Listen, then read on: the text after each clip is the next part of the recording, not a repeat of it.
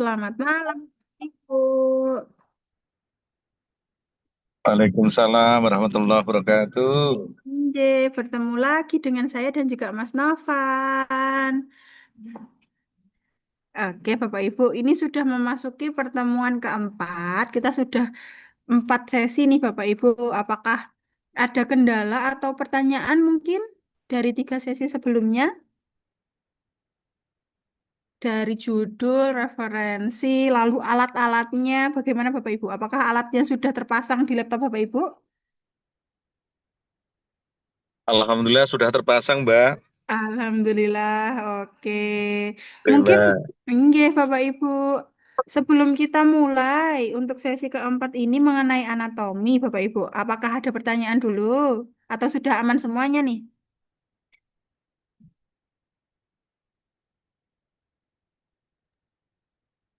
Mbak Hanifa izin, Mbak. Enggak, Bapak Pripon? Kalau saya sebenarnya alat sudah terpasang, hanya yang Enggak, Grammarly itu kalau saya mengoperasikannya belum belum familiar saya, Mbak. enggak Misalnya Bapak, kalau kemarin kan terdetek warna kuning apa begitu. Saya enggak, enggak. otak-atik belum ketemu saya, Mbak. Izin, nggih. Oke, enggak Bapak, untuk Siap. Grammarly memang mungkin besok akan kita spill di pertemuan ke-7, enggak Bapak. Jadi Oh, akan nggih, kita siap. jelaskan lebih rinci lagi bagaimana caranya atau bagaimana penggunaannya, ngoten. Oh, nggih, siap, Mbak Hanifa. Nggih. Atur Nggih. nuwun. Nggih, Bapak. Untuk Grammarly yang dipasangkan itu masih berupa alat nggih Bapak Ibu. Jadi silahkan kalau semisal Bapak Ibu membutuhkan akun premium untuk Grammarly bisa beli di marketplace gitu untuk akun premiumnya. Karena memang untuk penggunaan Grammarly lebih baik kita menggunakan akun premium. Karena kalau kita menggunakan akun premium akan ada 4 tools yang aktif. Kalau kita nggak premium hanya 2 tools nanti yang aktif Bapak Ibu. Begitu. Ada pertanyaan lagi, Bapak Ibu, mengenai 3 pertemuan kemarin? Dipersilahkan, monggo, sebelum kita masuk pertemuan keempat ini. Kula cekap, Mbak. Oh, nggih, Nggih. Bapak. Nggih. Nggih. Oke, sambil mungkin sambil menunggu Bapak Ibu yang lainnya juga gitu, nggih. Untuk malam hari ini kita akan membahas tentang hal yang penting Bapak Ibu, yaitu kerangka paper gitu, nggih. Kerangka paper atau kalau biasa di Rumah Scopus itu kita menyebutnya 703 framework gitu, nggih. Jadi ini adalah pondasinya Bapak Ibu kalau mau membuat artikel gitu. Jadi kalau di Rumah Scopus itu kita harus menyusun pondasinya dulu. Kita perkuat di pondasinya biar nanti kalau semisal Bapak Ibu menulis paper itu udah tahu nih awalannya masuknya mulai dari mana, berhentinya di mana gitu. Jadi nggak ada kata yang terlalu banyak atau nanti mungkin bingung gitu nggih memulainya dari mana atau menyetopnya di mana kayak gitu. Nah, di Rumah Scopus sudah ada panduannya Bapak Ibu. Nanti akan dijelaskan oleh Mas Novan gitu nggih. Anatomi ini berupa ada 7 pertanyaan Bapak Ibu. Jadi nanti setelah ini outputnya adalah Bapak Ibu bisa mengirimkan anatominya Bapak Ibu ke kami biar kami bisa koreksi apakah sudah benar atau belum secara susunannya, secara isinya gitu nggih. Mungkin nanti setelah Mas Novan menjelaskan akan kami kirimkan juga lembar kerja anatominya gitu nggih supaya Bapak Ibu bisa mengerjakan di lembar kerja tersebut. Nanti jika sudah mengerjakan bisa dikirimkan ke saya ataupun Mas Novan, boleh japri saja nggih Bapak Ibu. Gitu untuk pengecekan anatominya. Begitu nggih? Nah, nanti kalau semisal Bapak Ibu sudah selesai nih di anatomi, nanti akan berhubungan dengan pertemuan selanjutnya nih Bapak Ibu, pertemuan ke-5. Karena akan berhubungan dengan digital writing gitu. Jadi sebelum masuk ke anatomi, apakah ada pertanyaan lagi Bapak Ibu? Aman nggih? Untuk alat-alatnya, untuk referensi-referensinya? Cep, deh, lagi ya. Nggih, Bapak pripun?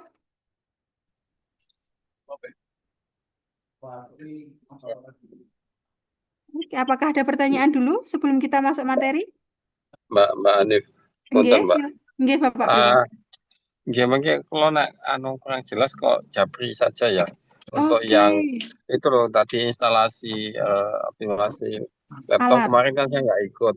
Oh, Kalau nggih, saya nggih, Bapak. ngikuti nanti saya japri aja lah Nggih, atau nggih. saya install Oh, aja baik, Bapak. Untuk untuk laptopnya install. apakah Windows atau Mac OS, Bapak?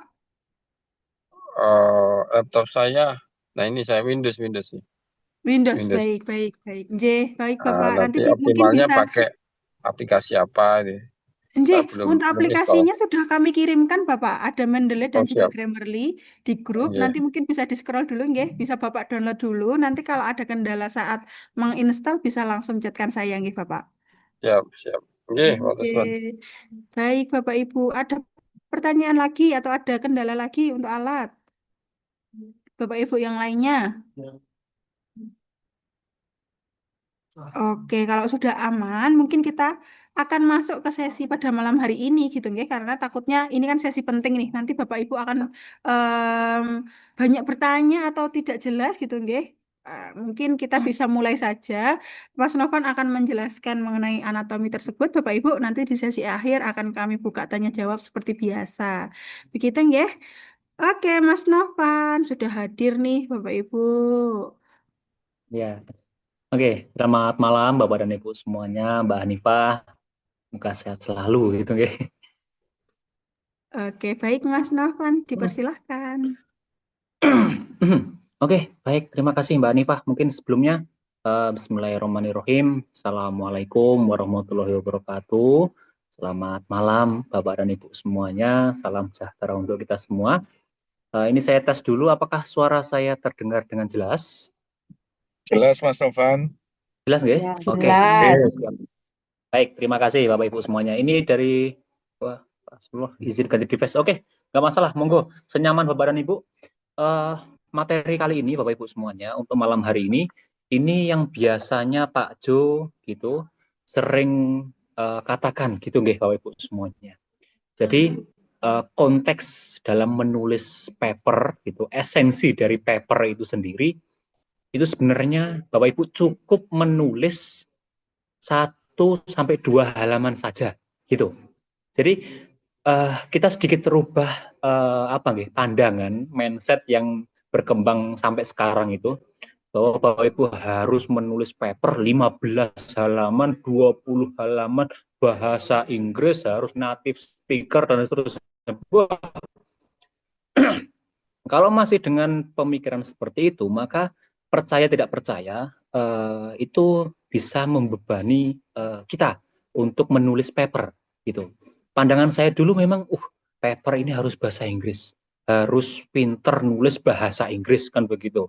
Nulisnya pun nggak cuma 1-2 halaman, 15 halaman bahasa Inggris. Nah, itu saya sudah berpandangan seperti itu, maka membuat beban dalam menulis paper kan begitu. Tapi coba kita rubah. Di Rumah Scopus kami menawarkan sama seperti Pak Jo sampaikan gitu, silahkan Bapak Ibu mempunyai sebuah mindset saat ini gitu, nulis paper itu cukup 1 halaman, 1-2 halaman lah maksimal gitu. Lah terus kenapa kok ada 15 Mas? Nah itu nanti referensi-referensi yang sudah kita download kemarin baru kita masukkan Bapak Ibu semuanya. Itu loh. Jadi kalau kita mulai berpikir, nulis 1 halaman dulu. Nggak perlu bahasa Inggris, bahasa Indonesia saja. Nah, 1-2 halaman bahasa Indonesia tanpa citasi, tanpa referensi. Nah, enak ya. Jadi kalau seperti itu nanti Bapak Ibu semuanya, percaya tidak percaya, iya ya, gitu.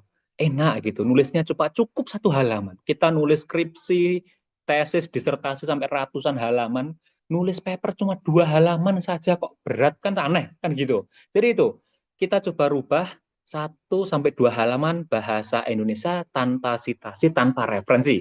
Itu pasti lagi lebih nyaman nanti Bapak dan Ibu untuk menulis papernya gitu. Tapi di Rumah Scopus kami tidak hanya asal Bapak Ibu semuanya menulis 1-2 halaman secara langsung gitu. Yang penting nulis 1-2 halaman, tidak. Jadi kalau topik kita pada malam hari ini itu adalah anatomi paper atau kalau biasa disebut adalah kerangka paper. Jadi tidak hanya manusia yang punya kerangka. Paper itu juga punya kerangkanya Bapak dan Ibu semuanya. Di rumah Scopus nanti boleh kami share untuk materinya, bisa Bapak Ibu nanti pelajari lagi gitu. Tapi harus saya sampaikan kembali, ini sama seperti di webinar 99, untuk kerangka paper, Bapak dan Ibu di sini cukup menjawab 7 pertanyaan saja. That's it. Itu. 1-2 halaman menjawab 7 pertanyaan. Sudah. Itu. Nggak usah dipikir-pikir lagi, nggak usah dipusing-pusingkan lagi. 7 pertanyaan ini saya yakin sudah ada di laporan riset Bapak dan Ibu semuanya. Kan konteks nulis paper itu kan risetnya sudah selesai. Ya udah, berarti karena risetnya sudah selesai, otomatis laporannya pun sudah selesai. Nah, di kerangka paper ini, Bapak Ibu hanya menjawab 7 pertanyaan, dan jawabannya ada semua di laporan riset kita. Kan enak, itu Bapak Ibu semuanya. Jadi, itu konteks dari kerangka paper. Nah, untuk kerangka paper sendiri, itu pasti tidak terlepas dari yang namanya struktur umum sebuah paper. Bagaimanapun bentuknya, bagaimanapun tipe dari sebuah paper, pasti ada struktur umumnya, yaitu adalah IMRAD, Introduction, Method, Result, Discussion, plus Conclusion. Dimanapun paper itu, dimanapun apapun tipenya paper, pasti diawali dengan introduction dan diakhiri dengan kesimpulan, kan begitu. Jadi nanti perkara namanya ganti atau mungkin metodenya ganti riset method ataupun yang lain-lain gitu, pasti kita awali dengan introduction, terus method, result, discussion, plus kesimpulan, conclusion. Itu umumnya seperti itu. Nah, saya jabarkan satu persatu untuk 7 pertanyaan dalam kerangka paper, gitu. Tapi saya harus disclaimer dari awal, tidak semua jurnal itu mengharuskan ada kerangka paper seperti ini. Tapi ini pengalaman kami sendiri, dengan kita menulis kerangka paper yang sistematis, struktur seperti ini, itu bisa berpotensi untuk diterima di jurnal-jurnal dengan impact yang tinggi. Jadi papernya nggak asal nulis, nggak asal tulisannya gitu, tapi sistematis gitu. Biasanya ini nanti akan berguna di Q1 ataupun Q2, Bapak Ibu semuanya gitu. Itu kita mulai dari yang pertama. Kerangka paper yang pertama itu adalah poin dari introduction. Introduction, latar belakang, pembukaan. Nah, latar belakang, introduction di sini, ini tidak hanya bicara masalah, ataupun hanya bicara hal-hal umum, tidak. Ini ada strukturnya. Jadi kalau Bapak Ibu melihat struktur umum dalam introduction, dia akan diawali dengan yang namanya what is known. What is known, nomor 1, what is known. Kalau bahasa kami, what is known ini, itu adalah kalimat-kalimat sederhana, kalimat-kalimat yang umum dari topik yang kita angkat, gitu, dari topik konten dari riset kita, gitu, dan dia bernada positif. Kalimatnya umum, kalimat yang sederhana, dari topik ataupun tema dari riset kita, dan bernada positif. Umum, sederhana, positif. Itu what is known, gitu. Jadi istilah kalau mungkin topiknya pendidikan. Pendidikan adalah kunci kemajuan sebuah bangsa supaya meningkatkan bla bla bla. Nah, itu loh. Jadi hal-hal umum tapi nadanya positif. Nah, itu what is known, gitu. Terus yang kedua sekarang, what is unknown. Kalau yang awalnya known itu positif, sekarang unknown berarti kebalikannya. Dia berisikan hal-hal negatifnya. Biasanya itu akan berisi tentang realita negatif di lapangan. Kebalikannya, atau yang biasa disebut dengan gap. Ada sebuah kesenjangan. Yang harusnya dia seperti ini, kok di lapangan beda. Nah, itu dia. Itu adalah what is unknown. Ada positif dan ada negatifnya. Kan gitu. 1, umum dan positif. 2, itu bicara realita negatif di lapangan. Gitu. Namun pada kenyataannya masih banyak masyarakat yang belum merasakan pendidikan secara merata, bla bla bla bla, kan gitu. Jadi yang seharusnya ini menjadi kunci kemajuan sebuah bangsa, tapi ternyata masih banyak masyarakat yang belum merasakan pendidikan yang merata. Itu kan sebuah gap, masalah realita negatif di lapangan. Begitu. Bisa dipahami nggih positif dan negatifnya seperti ini.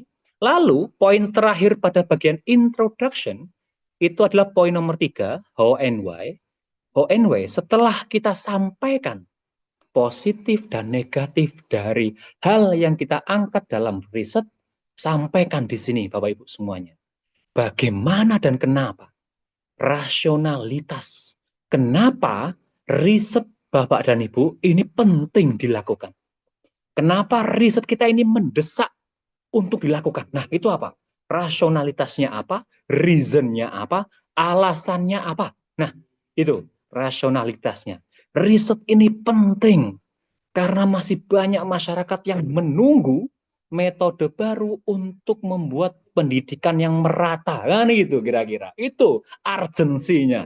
Gitu. Terus, selain daripada itu, kita sampaikan solusinya. Riset ini menawarkan sebuah solusi alternatif, model pembelajaran baru yang bisa dipahami, yang bisa dirasakan oleh semua kalangan.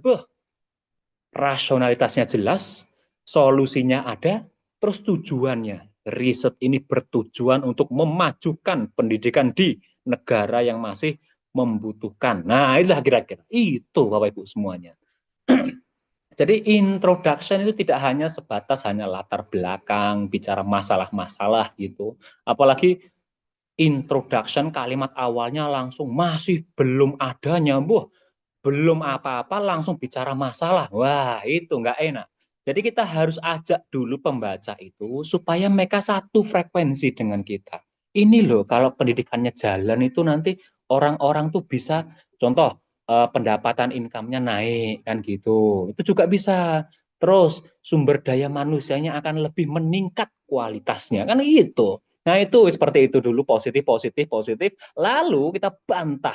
Namun pada kenyataannya, nah masih banyak dan seterusnya. Itu loh Bapak Ibu semuanya. Terus nomor 3, reasonnya seperti tadi, jadi kita sampaikan bentuk alasan, urgensi, solusi, dan tujuan riset kita. Saya kembali ke kalimat Pak Jo, Bapak Ibu semuanya. Konteks menulis paper atau esensi dalam menulis paper itu bukannya kita melaporkan hasil riset dalam konteks menulis paper gitu. Paper itu bukannya kita melaporkan riset kita sendiri, bukan. Paper itu adalah bagaimana kita menjual temuan gitu. Kalau kita hanya ingin menawarkan riset yang bukan konteksnya paper. Paper itu hanya 10 sampai 15 halaman. Jadi kita harus membuat paper itu kalau bisa ya ibarat kita jual kecap ya, kecap kita nomor 1. Nah gitu loh kira-kira. Jadi jangan sampai dilupakan urgensi kita melakukan riset itu apa. Meskipun memang mungkin tidak terlalu mendesak gitu ya, contohnya tidak terlalu mendesak, kita buat dramatis gitu ya, supaya riset ini memang dibutuhkan gitu. Riset ini penting karena banyak masyarakat yang menunggu. Nah gitu loh kira-kira. Jadi itu konteks dalam tanda kutip menjual paper gitu. Nanti juga bisa mungkin Bapak dan Ibu tampilkan mungkin novelty-nya, itu bisa menjadi nilai jual tersendiri nanti di bagian poin nomor 3. Itu 1, 2, dan 3 itu adalah bagian dari introduction. Nah, udah seperti ini aja, kami menawarkan cara seperti ini, bisa Bapak Ibu contoh gitu, dibuat sistematis supaya cantik nanti introduction-nya. Gitu. Selanjutnya, setelah bagian introduction kita selesai tulis, maka ini adalah bagian dari riset kita, yaitu adalah metode. Metode dalam paper, riset metode dalam paper gitu nggih. Biasanya hanya berisikan what did you do. Apa yang Bapak dan Ibu lakukan dalam riset. That's it. Saya sangat jarang menemukan gitu nggih. Saya sangat jarang menemukan ada jurnal yang menanyakan kok nggak pakai metode ini? Kok pakai metode itu? Bedanya sama metode ini apa? Nah, itu enggak. Bukan seperti kita sedang sidang tuh bukan, gitu. Mereka hanya menanyakan biasanya gitu, nggih. Dari metode yang kita gunakan, dari metode yang kita lakukan ini, kontribusinya apa? Jadi cukup bagian metode itu, Bapak Ibu tidak perlu panjang lebar membahasnya. Cukup menjawab apa yang kita lakukan dalam riset, gitu. Nah, biasanya metode itu berisikan 4 hal ini. Yang pertama, riset desain. Pasti ditanyakan riset desain, Bapak dan Ibu. Desain risetnya seperti apa? Riset ini menggunakan pendekatan kualitatif, contohnya. Riset ini menggunakan pendekatan kuantitatif. Kuantitatif deskriptif. Nah, itu. Atau mungkin pakainya multi metode, mix method, atau mungkin dia basisnya literatur. Boleh. Sistematik literatur review, SLR. Nah, itu desain dari riset Bapak dan Ibu. Tulis. Itu yang pertama. Terus yang kedua, kalau ada responden, kalau ada mungkin partisipan gitu, tulis berapa jumlah populasi dan sampelnya di mana. Gitu. Contoh, riset ini mempunyai responden berjumlah 100 orang. Gitu. Di antaranya adalah 50 dosen di kampus ini, gitu. 50 sisanya adalah mahasiswa dengan bidang ini. Di kampus apa, kan gitu. Jadi cantumkan kalau memang ada responden atau partisipan, berapa jumlah populasi dan sampelnya di mana. Tapi risetnya kuali, Mas. Nggak pakai responden, nggak pakai wawancara gitu. Boleh. Dia bisa berbentuk material. Gitu. Contoh kita hanya menguji lab gitu. Uji lab mungkin kandungan dari daun kelor. Nah, kandungan daun kelor ini bermanfaat untuk membangun mungkin sel-sel apalah gitu. Nah, itu kan material. Jadi bisa menjadi bentuk dari material yang Bapak dan Ibu dapatkan dari risetnya gitu. Itu yang kedua. Terus instrumen. Nah, instrumen kan alat untuk mendapatkan data. Gitu. Banyak hal bisa kita gunakan, wawancara gitu. Terus ada observasi, dokumentasi mungkin, atau mungkin kita pakai Google Form, angket gitu.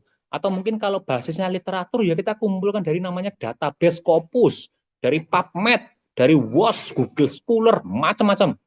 Jadi instrumen di sini adalah alat yang kita gunakan untuk mendapatkan data, kan begitu. Nah, terakhir masuknya ke prosedur step by step. Pasti kita akan ditanya proses dari awal kita melakukan mengumpulkan data sampai akhirnya tidak mungkin data kita sajikan mentah. Dari data yang didapatkan itu diapakan?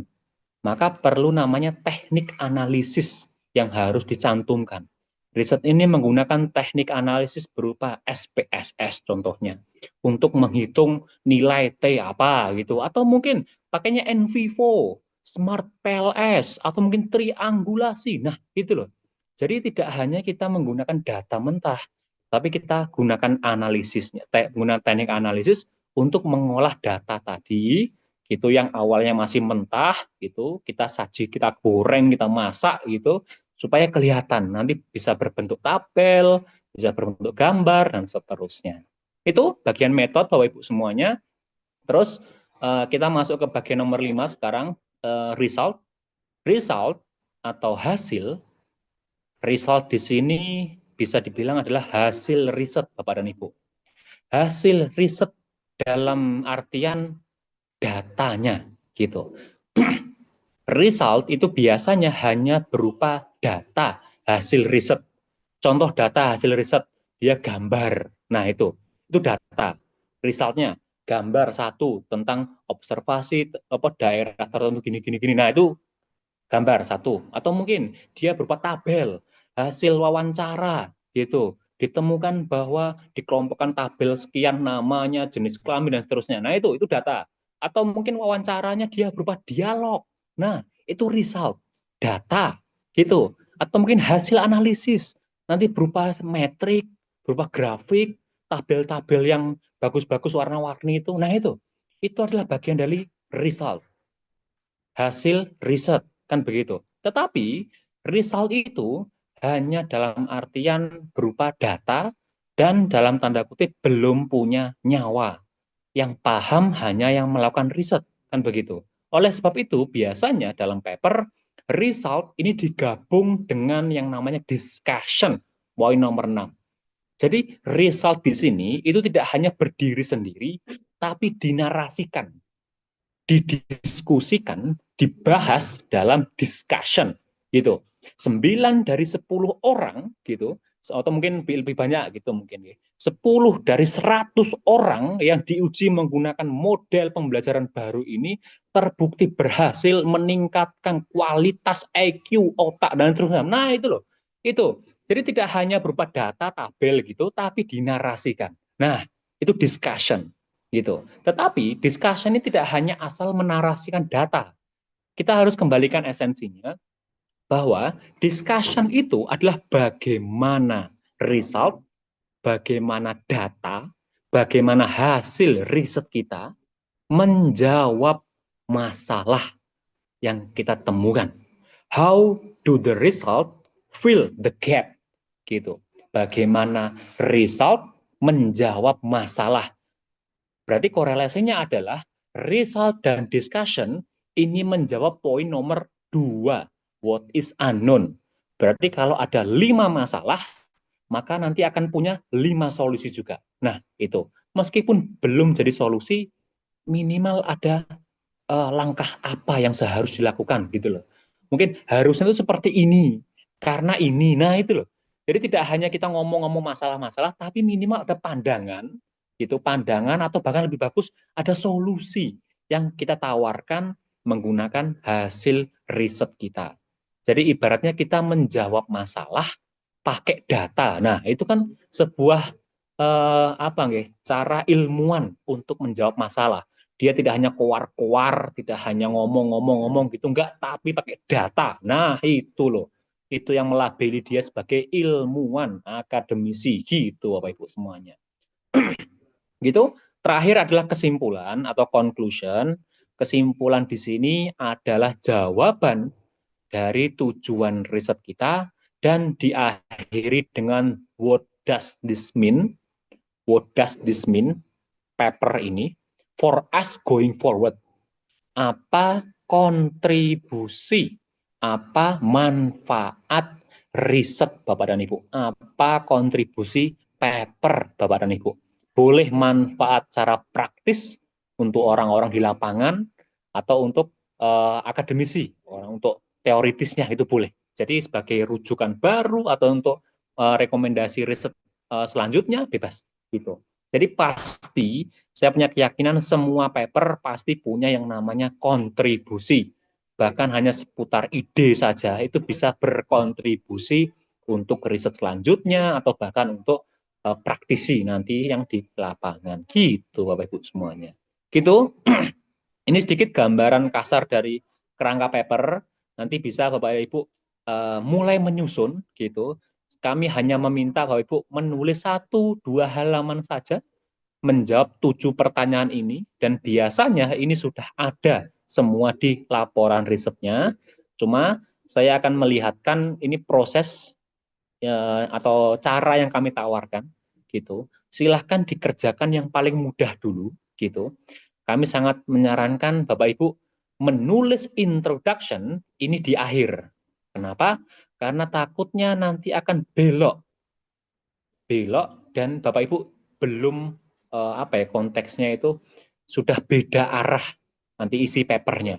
Yang harusnya konteksnya ini, tapi karena keasikan nulis introduction, maka nanti tiba-tiba belok. Padahal risetnya nggak sampai sana. Nah, itu loh.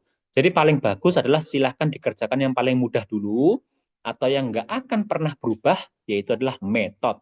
Metode riset itu pasti nggak berubah. Dah, metode. Terus hasil, resultnya apa, discussion-nya apa, kesimpulannya apa, baru kita tarik mundur. Kita jalan mundur, kita tulis gitu. Oh, riset saya ini berguna untuk meningkatkan kualitas pendidikan. Berarti kan masalahnya jelas.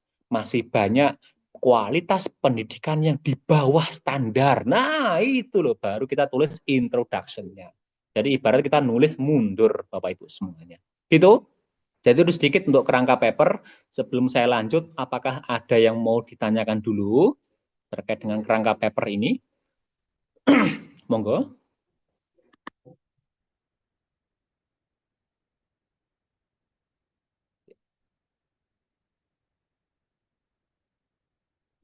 Apakah saya terlalu cepat, Bapak dan Ibu? Ini saya nggak tahu. Ini saya menjelaskan, Bapak Ibu. Cukup kayaknya. Oke, itu. Jadi saya mohon izin. Ini bagaimanapun Bapak Ibu semuanya ya, karena background saya hanya S1 gitu. Dengan adanya kerangka paper ini saya memang sudah berubah mindset dalam menulis paper gitu. Jadi dimanapun Bapak dan Ibu nanti ketemu kami, Rumah Scopus gitu, kami pasti berani ngomong bisa membuat satu hari satu paper gitu. Karena pandangan kami itu dari kerangka paper ini. Esensi paper ya ini gitu. Sisanya itu adalah referensi-referensi yang mendukung paper kita, kan begitu. Jadi dalam konteks kerangka paper ini apa nggih? Harapan kami bisa membantu Bapak dan Ibu untuk lebih mudah memulai menulis paper dan mudah juga mengakhiri menulis paper. Gitu. Karena kebanyakan peserta yang datang di Rumah Scopus itu mereka mudah memulai menulis paper tapi susah untuk mengakhiri. Nah, itu yang susah. Jadi kita harus kembalikan esensi dari menulis paper. Ada yang bahkan lebih ekstrim lagi. Susah memulai menulis paper, susah juga untuk mengakhiri menulis paper. Nah, lebih parah lagi gitu. Jadi kerangka paper ini yang membantu kita untuk melokalisir pikiran supaya Bapak dan Ibu mudah nanti untuk menulis paper gitu. Kalau tidak ada pertanyaan lagi, ini sedikit produk orisinil dari Rumah Scopus gitu. Kami menawarkan yang namanya 703 framework Bapak Ibu semuanya. Ini adalah draft anatomy paper atau kalau Pak Ju bilang itu adalah 703 framework gitu. Framework. Nah, jadi kalau Bapak Ibu nanti cek di HKI gitu, HKI itu pasti nanti akan muncul 703 framework ini. Ini yang Rumah Scopus tawarkan. Nanti dia berupa tabel-tabel, ini abstrak kita lewati saja. Di sini, nah ini dia, body of paper 703 framework. Nanti dia akan berbentuk tabel, Bapak Ibu semuanya, yang dimana memudahkan kita untuk melokalisir pikiran, sama kayak tadi saya bilang. Gitu. Jadi contoh, kita ingin nulis paper gitu dari riset kita. Judulnya apa? Terus kita mulai di sini. Bagian what is known. Berisikan pernyataan atau kalimat yang umum, terus positif, kan begitu. Tulis saja kalimat 4-5 kalimat, subjek, predikat, objek, keterangan, that's it. Itu aja. Nggak usah panjang-panjang dulu. 4-5 kalimat, subjek, predikat, objek, tambah keterangan, that's it. Itu hal-hal umum, kalimat-kalimat umum yang positif. Contoh, judul artikel saya atau temuan dalam riset saya adalah obat yang bisa menyembuhkan sakit gigi kan gitu. Yaudah, nanti kalimat awalnya kita awali dengan hal-hal umum gitu. Contoh, Bapak dan Ibu semua gitu. Bapak dan Ibu semua gitu. Contoh, Bapak dan Ibu semuanya menjaga kesehatan gigi adalah kunci kebahagiaan hidup, titik, dah itu dia. Kalimatnya atau konten riset topik yang kita angkat adalah obat yang bisa menyembuhkan sakit gigi. Nah, jangan langsung bicara masalah obatnya. Kita harus ajak dulu orang-orang untuk satu frekuensi dengan kita. Menjaga kesehatan gigi adalah kunci kebahagiaan hidup. Nah, kan kalimat umum dan positif. Lalu, nomor 2, lebih sempit gitu. Dengan menjaga kesehatan gigi dapat menjalankan aktivitas dengan nyaman, aman dan bahagia, kan gitu. Bahagia gitu. Itu kalimat umum positif kan gitu. Tapi bagian what is unknown, masalah yang ditemukan. Tulis, namun pada kenyataannya itu masih banyak masyarakat yang belum memperhatikan kesehatan giginya. Satu gap. Kedua, mungkin kurangnya literasi dan edukasi dari tenaga medis setempat, mungkin ya tenaga medis setempat atau perangkat desa terkait bagaimana menjaga kesehatan gigi dan seterusnya. Atau mungkin obat yang beredar Obat yang beredar di pasaran, harganya mahal. Nah, itu loh. Kan masalah tuh. Baru kita tampilkan urgensinya. Penelitian ini penting karena menjadi solusi alternatif. Nah, alternatif yang lebih terjangkau, lebih terjangkau untuk masyarakat kalangan bawah. Nah, gitulah kira-kira. Gitu. Jadi urgensinya itu apa? Baru kita tulis, riset ini menawarkan obat yang bisa menyembuhkan sakit gigi tanpa efek samping, harganya murah dan sembuhnya cepat. Nah, itulah kira-kira. Gitu. Solusi apa yang ditawarkan? Riset ini bertujuan untuk menyembuhkan sakit gigi. Nah, itu. Jadi kan enak Bapak Ibu semuanya. Kita nulis hanya 1-2 halaman, ini pun kita bagi jadi tabel gitu. Positif, negatif, solusi dan seterusnya. Metodenya juga kita tulis di sini. Riset ini menggunakan kualitatif, deskriptif, dan seterusnya. Berapa jumlah responden dan di mana riset ini menggunakan memiliki responden berjumlah 100 orang di desa Sukamaju contohnya. Nah, itulah kira-kira. Tuh, terus yang digunakan adalah wawancara, observasi, dan seterusnya. Teknik analisis yang digunakan mungkin bisa pakai triangulasi dan seterusnya, macam-macam. Gitu. Nah, untuk bagian result atau bagian hasil riset di sini, saya mohon izin karena ini bentuknya tabel, Bapak Ibu tidak memindahkan atau memindahkan gambar dan tabelnya. Gitu. Cukup mungkin hasil wawancara, dia berupa dialog gitu nggih. Dialog hasil wawancara dengan ketua RT gitu, RT di desa apa gitu, mengatakan atau menyatakan bahwa dengan obat yang digunakan berdampak signifikan apa gitu, hasil dokumentasi atau mungkin tabelnya, nanti mungkin kalau wawancara dia berupa tabel gitu, macam-macam. Jadi di sini hanya berupa data.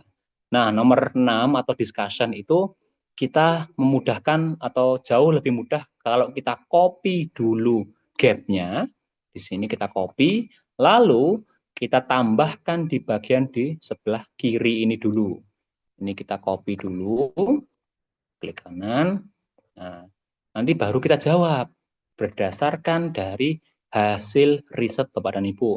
Kalau di sini kan masih banyak masyarakat yang belum memperhatikan kesehatan gigi. Maka solusinya, riset ini menawarkan program, gitu, ya Allah, program yang memperkenalkan. Nah, pentingnya menjaga kesehatan gigi dan seterusnya. Itu jadi gapnya apa, jawabannya apa gitu. Nanti bisa ditambahkan dengan hasil risetnya berupa hasil dokumentasi ataupun dari gambar dan seterusnya gitu. Itu Bapak Ibu semuanya. Terakhir kesimpulan itu pertama adalah jawaban dari tujuan riset. Kalau tujuan risetnya ini adalah untuk menyembuhkan, ini kan riset ini bertujuan untuk menyembuhkan sakit gigi kan gitu. Maka kesimpulan harus ada jawabannya. Apakah dia terjawab atau tidak? Gitu. Maka kita tulis riset ini terbukti berhasil menyembuhkan masyarakat yang bla bla bla bla gitu. Kalimat pendukungnya tambahkan 9 dari 10 orang. Nah, itu loh. 9 dari 10 orang RT apa gitu berhasil sembuh. Nah, itulah kira-kira. Jadi tidak hanya kita ngomong ini terbukti, tapi ada kalimat pendukungnya gitu. Apalagi mungkin kandungan dalam obat yang mempengaruhi hasil mungkin apa dan seterusnya gitu. Terakhir adalah kontribusi, ini manfaat dari riset Bapak dan Ibu, bisa dicantumkan manfaat riset berupa praktisnya gitu. Riset ini bermanfaat untuk membantu masyarakat setempat yang dalam tanda kutip mungkin kurang mampu untuk membeli obat sakit gigi yang mahal harganya gitu. Selain daripada itu gitu, riset ini juga bermanfaat untuk menjadi rujukan atau menjadi referensi untuk riset selanjutnya supaya lebih bermanfaat untuk masyarakat di jauh pelosok gitulah kira-kira. Terakhir limitasi dalam riset ini Bapak Ibu semuanya, tolong limitasi atau batasan ini tidak perlu kita cantumkan batasan yang melemahkan hasil riset. Itu melemahkan. Kita harus ingatkan juga bahwa kita menjual paper. Kita memperkenalkan bahwa kecap saya ini nomor 1 kan gitu. Jadi jangan ada batasan yang melemahkan hasil riset. Contohnya apa Mas? Contoh yang melemahkan gitu. Riset ini mempunyai keterbatasan, riset ini atau mungkin keterbatasan riset ini adalah responden yang hanya berjumlah, nah itu loh, yang hanya berjumlah 50 orang. Ya jangan. Kalau seperti ini berarti Bapak dan Ibu akan membuat risetnya ini terlihat lemah gitu. Kenapa harus dicantumkan seperti ini? Berarti kan nggak maksimal, harusnya minimal 100. Jangan usah. Jadi limitasi ini bukan menjadi batasan yang nanti akan melemahkan atau menurunkan nilai jual paper kita. Nah, maksud dari limitasi di sini, contoh ada batasan-batasan yang memang tidak boleh kita lewati. Contoh dalam dunia kesehatan, gitu. Tidak diperbolehkan atau menjadi hal tabu, gitu. Kalau manusia itu menjadi objek penelitian, itu contohnya nanti manusia dipasangkan chip dalam otaknya supaya nanti apapun yang dilakukan manusia itu akan terdeteksi, terlihat, nggak boleh. Itu menjadi sebuah batasan atau mungkin menjadi halangan atau memang hal yang tabu yang nggak boleh dilewati oleh periset kan gitu. Itu adalah batasan yang kami maksud. Ini pun kalau ada, kalau nggak ada ya nggak usah gitu Bapak Ibu semua. Itu ini adalah kerangka paper yang kami tawarkan dari Scopus. Nanti kami kirimkan ke grup. Bapak Ibu bisa ditulis dulu. Kalau mungkin yang sudah ada draft papernya bisa disesuaikan lagi. Apakah sudah seperti ini atau belum? Begitu. Nanti kalau sudah boleh kami bisa sedikit untuk memberikan saran atau masukan dari kerangka papernya itu bagaimana gitu. Nanti juga kami kirimkan kerangka paper yang sudah jadi. Yang ini contohnya. Ini terkait dengan pembelajaran 4.0, transformasi digital sebagai pendorong akses metode, interaksi, dan akademik. Itu. Nanti kami kirimkan juga ini supaya Bapak dan Ibu memahami konteks dari kerangka paper itu sendiri. Harapan kami memang, saya ulangi, tidak semua jurnal itu meminta, tapi kalau kita buat paper itu, kerangka papernya jelas seperti ini, Bapak Ibu nanti akan lebih mudah untuk membuat paper-paper berikutnya. Gitu. Oh, paper kedua nanti pakainya gini. Kalau sudah ahli seperti trainer-trainer kami di Rumah Scopus, nggak perlu pakai tabel gitu, udah paham ini konteksnya ini, nggak usah pakai tabel gitu. Ini tabel cuma memudahkan kita untuk melokalisir pikiran gitu, biar tidak salah tempat. Yang harusnya ini bagian discussion, kok tiba-tiba pindahnya ke introduction. Nah itu aja Bapak Ibu semuanya. Yang tiba-tiba ini harusnya kesimpulan, kok sudah dibahas di bagian metode. Nah itulah. Jadi untuk membantu proses melokalisir pikiran kita. Gitu. Begitu Bapak dan Ibu, ada yang mau ditanyakan dulu terkait dengan kerangka paper? Ya, Itu Mas Novan mau tanya, boleh Ibu, kalau silakan. kalau misalnya papernya bentuknya artikel atau apa namanya, eh, Draft paper gitu, langsung ya draft paper. paper yang tidak ada apa intervensi terhadap subjek itu metodenya gimana, Mas? Tidak ada dari subjek, bagaimana?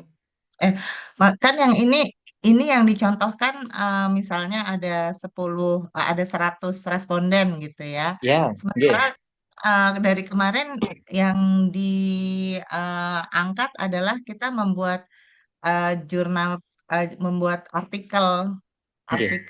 jadi tulisan yang tidak ada subjeknya gitu, Mas. Berarti mungkin hanya berupa material gitu ya, Bu ya. Iya, heeh. Bisa Ibu, Itu, tetap itu nanti bisa cantumkan di bagian metode saja. Bisa seperti mm-mm. ini.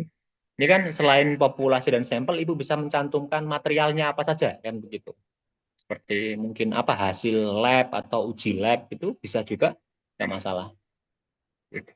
Ya, maksud saya kan misalnya ini contohnya adalah metode penelitian kuantitatif. Tapi kalau Ya, misalnya papernya kita seperti yang kemarin tuh ya, apa contohnya misalnya eh, tidak ada intervensi ke subjek gitu, intervensi. Mas. Oke. Itu bagaimana, Mas? Research methodnya? Iya, bisa juga Ibu. Jadi Ibu cukup menjawab apa yang dilakukan. Itu aja Ibu. Gitu. Kan selain daripada wawancara kan ada hal lain Ibu. Mungkin Ibu melakukan apa? Mungkin observasi gitu atau mungkin apa gitu. Nah, itu yang dicantumkan nanti Ibu. Jadi hanya Oh, bicara masalah prosedur gitu. Prosedur apa ya. saja yang dilakukan dalam risetnya gitu. Memang tidak semua harus pakai wawancara gitu atau mungkin hanya sebatas model ataupun hanya ide itu juga nggak masalah. Iya, iya, iya. Iya. Misalnya hanya sebatas ide itu gimana tuh, Iya, Mas? gitu. Jadi dalam artian lebih bagusnya gitu ya, Bu ya. Memang ada data gitu. Contoh simpel, Ibu pakai kalau cuma gagasan pasti ada referensi-referensinya kan begitu, Ibu. Nah, itu bisa. Itu Iya, bisa. iya. Jadi nanti bisa pakai literatur mungkin dari teori-teori itu juga boleh gitu. Jadi itu bisa berupa material-materialnya nanti. Gitu, Ibu. Oh, oke.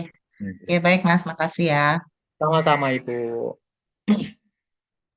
Ada lagi Bapak dan Ibu yang ingin tanyakan terkait? Izin bertanya, Oke, ya. boleh Ibu Dwi, silakan. Kalau dari ini ya, jurnal-jurnal Scopus sendiri itu, Oke, dari jurnal-jurnal Scopus sendiri itu dia itu eh, lebih suka artikel yang maksudnya yang kuantitatif atau kualitatif atau yang cuman ide-ide saja seperti itu. Jadi oke. yang biasanya berpotensi lolos di paper Scopus itu, apakah dia itu yang harus kuantitatif, ada olah data, SPSS, FVUs dan lain sebagainya, atau misalkan kualitatif itu juga banyak yang lolos atau gimana? Iya, Ibu. Baik. Oke, itu saya langsung jawab saja. Sebenarnya kalau boleh kami bilang ya Bapak Ibu semuanya, menulis paper itu ibarat kita seperti berjualan kan gitu.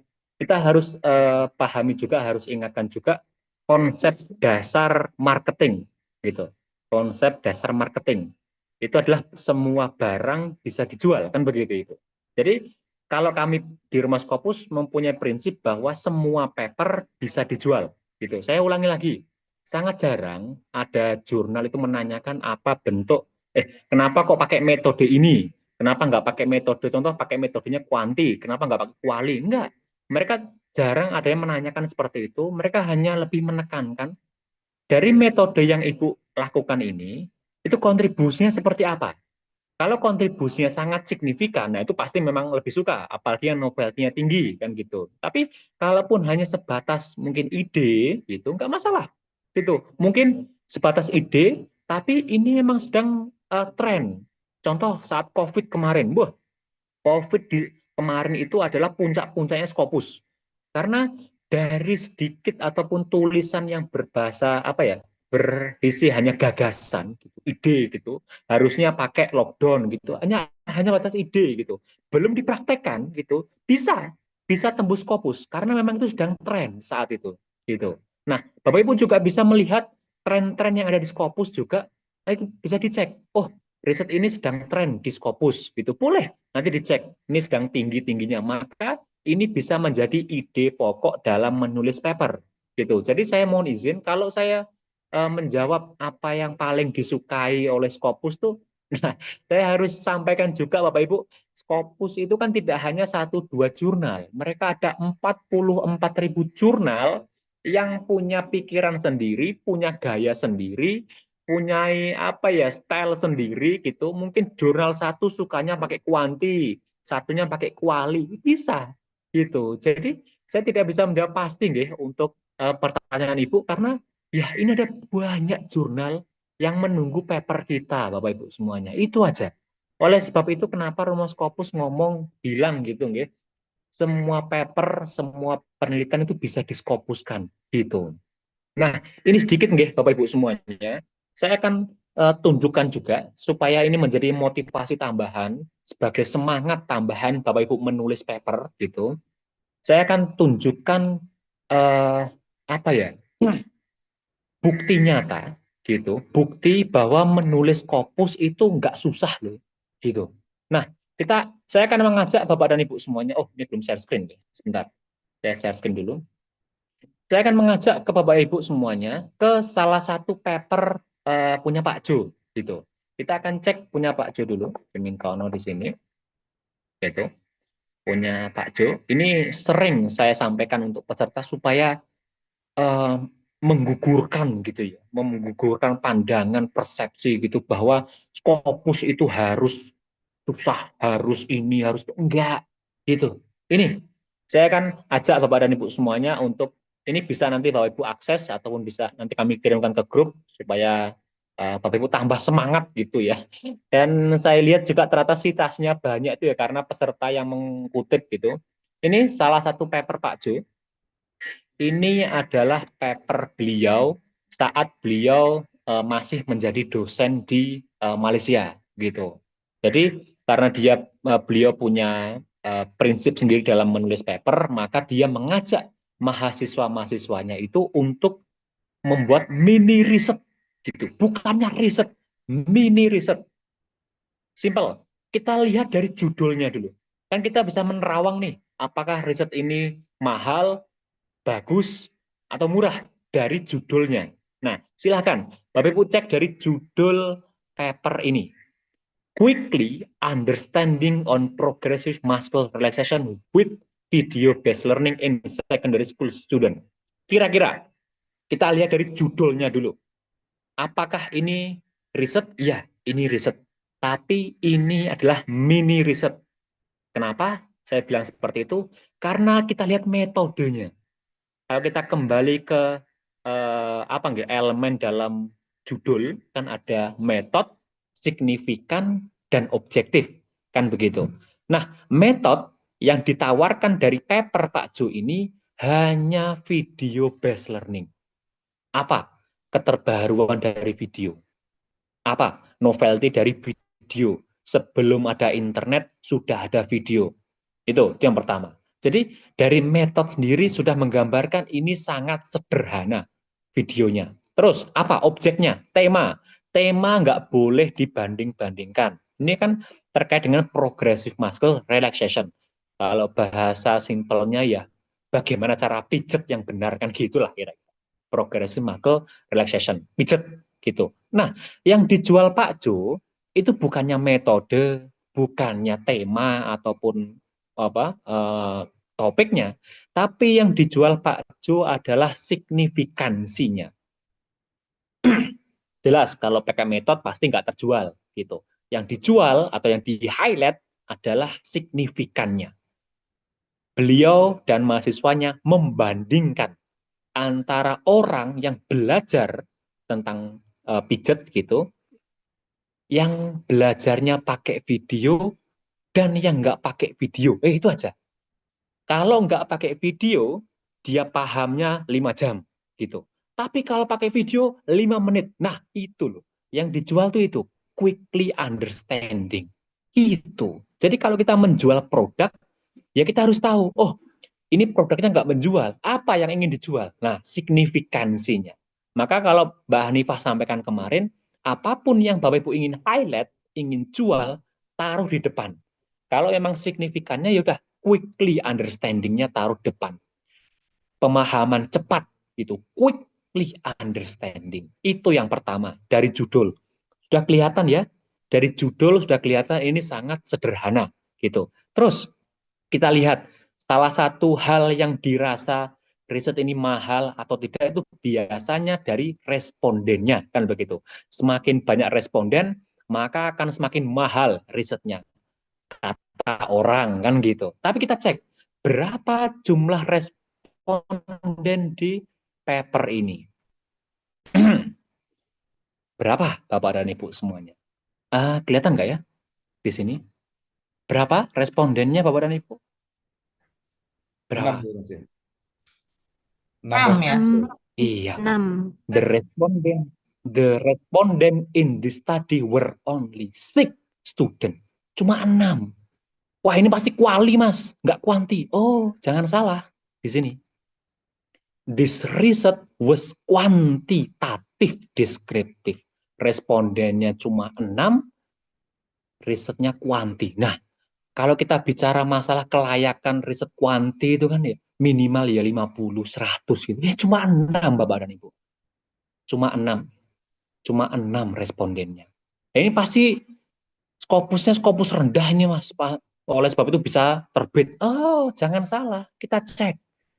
Kita cek berapa Q atau kuartil paper ini gitu nggih. Bisa dibayangkan nggih, ini risetnya mini riset gitu, mungkin bahkan nggak berbayar gitu. Simple sekali. Kita cek dia tembus Q berapa. Kita klik nama jurnalnya. Ini harus familiar nggih Bapak Ibu semuanya. Judul, terus nama jurnalnya, tipe dari papernya, terus ada namanya tahun dan alamat digital. Nah, untuk melihat Q atau kuartil kita lihat dari nama jurnalnya. Silakan diklik Q berapa Bapak dan Ibu. Riset yang sangat sederhana, ini Q berapa? Q2. Q2. Jadi bisa dibayangkan, nggih, riset yang sangat sederhana ini bisa tembus Q2. Apalagi riset Bapak dan Ibu yang respondennya mungkin sampai ratusan, mungkin risetnya sampai ratusan juta gitu. Ya, kok tembus Q2 ya sayang. Q1 tembaknya langsung begitu. Jadi itu nggih, ini sangat sering kami sampaikan ke peserta supaya menambah motivasi gitu loh. Ini bukti nyata paper yang dalam artian sebenarnya tidak layak gitu nggih, yang harusnya kalau kata orang tuh harus gini-gini bisa loh tembus Scopus gitu. Apalagi Q2. Dah itu Bapak Ibu semuanya. Ini SJR-nya 0,2 bahkan. Sekarang kan syarat menjadi guru besar atau profesor kan minimal SJR 0,2, Scopus Q2. Wah, udah. Jadi Pak Jo hanya pakai paper ini aja bisa jadi guru besar nanti. Wah, udah. Gitu Bapak dan Ibu. Jadi itu nggih. Jadi kami boleh bilang jangan membanding-bandingkan metode. Metode ini lebih bagus enggak. Gitu. Paper itu Scopus tidak seperti itu. Ini sepengalaman kami nggih. Jangan dibayangkan semua jurnal Scopus ini harus itu enggak. Ada kok yang bisa menerima. Lebih simpel lagi. Ini bisa dibayangkan nggih, risetnya sangat sederhana. Nah, saya akan buka papernya, paper utuh. Nah, ini dia. Ini adalah paper beliau. Papernya ini hanya berjumlah berapa halaman, Bapak Ibu? Kelihatan Bu? Saya besarkan di sini. 5, Mas. Berapa halaman? 5 Cuma 5 halaman. halaman. 5. 5 halaman. Coba kita breakdown. Halaman pertama isinya judul, nama penulis, afiliasi, ini macam-macam. Ini kan nggak usah mikir. Gitu. Maksudnya ini bukan dalam artian susah gitu untuk ditulis. Kan hanya nama, judul, abstrak. 1 halaman sudah berkurang. Sisa 4 halaman. Turun lagi ke bawah. Kita masuk ke daftar pustaka. Referensinya 1. Hampir 1,5 halaman sendiri referensinya. Tadi sudah berkurang jadi 4. Dikurangi 1,5 jadi 2,5 gitu. Terus analisisnya pakai tabel besar dan ini hanya membandingkan antara sebelum dan sesudah atau yang biasa kita sebut dengan istilah pre dan post. Analisis paling sederhana dunia dan akhirat gitu. Hanya membandingkan orang yang menggunakan video dengan yang sudah pakai video kan gitu. Itu aja. Sebelum pakai video dan sesudah pakai video itu membandingkan pre dan post. Itu pun buatnya tabel gede seperti ini, besar, 1/2 halaman sendiri. Berarti kan sudah sisa 2 halaman. 2 halaman pun itu isinya hanya referensi dari Eka Rini, Celo, gitu, ada Liu, ada Van Convert, ya itu. 2 halaman saja isinya referensi. Berarti papernya kan cuma 1 halaman. Itu loh Bapak Ibu semuanya. Ini loh. Jadi tugas Rumah Scopus ini selain daripada kita memberikan tips dan trik untuk menulis paper, kami juga harap apa nggih istilahnya nggih, paradigma atau mungkin mindset yang beredar di Indonesia saat ini itu Scopus ini susah, itulah. Itu tugas atau visi utama Rumah Scopus itu meruntuhkan itu. Kita sudah sangat tertinggal dengan tetangga kita, negara kita, tetangga dari negara kita, Malaysia atau bahkan yang lain. Sangat tertinggal untuk Scopusnya, gitu loh. Jadi kalau masih menggunakan stigma-stigma negatif, masih beranggapan Scopus itu susah, ya udah. Mau sampai kapan kita tertinggal oleh Malaysia? Itu bahkan sudah kelipatannya lagi. Gitu Bapak dan Ibu semuanya. Jadi itu, ini sedikit tambahan, kalau bisa menjadi motivasi Bapak dan Ibu untuk semangat dalam nulis paper gitu nggih. Itu aja. Ya nanti kami kirimkan aja supaya Bapak Ibu silakan dipelajari lagi gitu untuk paper-papernya. Nah ini mungkin juga menjawab pertanyaan kalau Scopus itu mahal gitu ya. Jadi kalau orang berpikir Scopus itu mahal, susah karena dia mahal gitu. Ya udah kita pakai akal-akalan cara menawar di pasar Bringharjo, pasar Klewer gitulah kira-kira. Tapi kalau kata Pak Jo tuh kita bisa menggunakan cara kolaborasi kan gitu. Ini loh contoh paper ini berbayar, dia open access dan dimintai EPC sejumlah 10 juta contohnya untuk dia bisa publish. Udah 10 juta silakan berkolaborasi. Contoh ini adalah mahasiswa beliau Wan Muhammad Hafiz bin Sulaiman. Mahasiswa sendiri masa suruh bayar kan nggak mungkin. Terus Pak Jo suruh bayar, bosnya suruh bayar, ya nggak mau. Yang suruh bayar nih loh, Christina satu, terus ada Wiwi, ada Jaka Sunardi, ada Jamaluddin Hos itu loh. Kalau EPIS-nya 10 juta, masing-masing 2 juta kan ya udah balik modal kan gitu. Itu. Mereka untung karena namanya ada di Scopus, Pak Jo dan mahasiswanya juga untung karena nggak perlu bayar EPC 100%. Itu loh Bapak Ibu semuanya. Jadi bukannya kita harus berlomba-lomba memperbanyak Scopus itu bukan. Pentingnya kolaborasi. Gitu. Jadi monggo kalau Bapak Ibu masih ada alasan untuk susah tembus Scopus ya, ini harus main-main ke rumah Scopus kayaknya. Harus sering-sering ketemu Pak Jo ya, itulah kira-kira. Itu Bapak dan Ibu semuanya. Ada yang mau ditanyakan? Oke, kita kembali ke konteks awal. Kerangka paper ya. Ini ada yang mau tanyakan dulu. Jadi saya mohon izin nanti bisa kalau berkenan bisa Bapak Ibu kirimkan ke kami gitu kerangka paper yang sudah jadi berbentuk seperti Word ini gitu. Nanti bisa Bapak dan Ibu tulis gitu sebisanya saja tanpa ada citasi, tanpa ada referensi, bahasa Indonesia saja sudah. Nggak usah bahasa Inggris, nggak usah yang lain gitu. Yang memudahkan Bapak dan Ibu. That's it. Itu aja. Nanti kan kalau sudah selesai bisa dikirimkan ke saya ataupun Mbak Hanifah. Nanti bisa kami bantu sedikit untuk memberikan masukan. Kenapa kok ini harus seperti itu dan seterusnya. Gitu. Begitu Bapak dan Ibu. Monggo kalau ada yang ingin tanyakan dulu. Novan, izin. Boleh Pak, monggo Pak. Ini lebih ke teknis submit ya. Tadi saya kan belum pernah submit Scopus juga ini. Nah kalau soal tadi kolaborasi penulis itu bisa dilakukan setelah misalnya LOA sudah muncul atau dari awal sudah kita ini kan kaitannya dengan urusan patungan ini kadang-kadang. Oke, benar Pak. Oke, laras. Apa bisa misalnya udah submit dulu terus keluar LOA-nya atau misalnya setelah LOA baru orang-orangnya kita cari gitu. Iya, ini dalam artian memang Pak Jo di sini memang dia yakin bahwa paper ini bagus gitu aja Pak. Jadi dia menawarkan ke orang gitu, siapa yang mau jadi penulis kedua, ketiga dan seterusnya gitu Pak. Jadi kadang ya Pak, kadang bisa. Contoh saat kita submit hanya 2 penulis gitu, tapi nanti saat revisi ataupun saat accepted muncul LOA kita mengajukan ada tambahan autor itu bisa. Tetapi ada beberapa jurnal itu yang tidak memperbolehkan. Nah itu aja. Kita hanya berhati-hati di situ karena kadang ada jurnal yang nggak mau. Ya udah. Kalau dari awal 2 orang ya kenapa jadi 4 kan gitu. Itu ada juga. Jadi biasanya Pak Jo itu akan lebih menawarkan di awal gitu. Ada yang mau jadi penulis kedua, ketiga dan seterusnya atau tidak gitu. Baru nanti submit gitu Pak. Tapi satu sisi beliau yakin bahwa papernya bagus gitu. Riset sederhana seperti ini, riset sangat sederhana seperti ini, beliau yakin dengan cara-cara ala Rumah Scopus pakai kerangka paper dan seterusnya itu referensi-referensinya tadi, apalagi yang kami sampaikan di awal, referensi tidak hanya sebagai pelengkap tapi menjadi bukti nyata gitu nggih. Contoh simpel ini kan, ini adalah Scopus Q2 kan begitu. Otomatis referensinya ya jangan Sinta, apalagi Scopus yang mungkin Q4. Jangan, kita cek referensinya. Kan ada 23 nih. Nah, kita cek referensi 1, kita klik. Gitu, kita klik referensinya. Nah, ini kan referensinya nomor 1. Kita cek Q berapa dia. Kita klik. Nah, Q1. Nah, itu loh.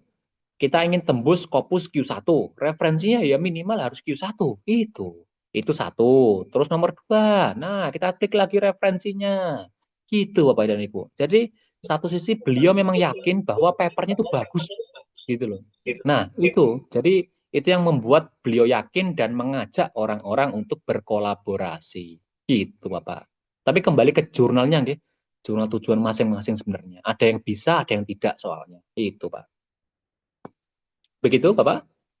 Masih, Mas. Ya, gitu. Izin bertanya, Pak, Boleh, Ibu?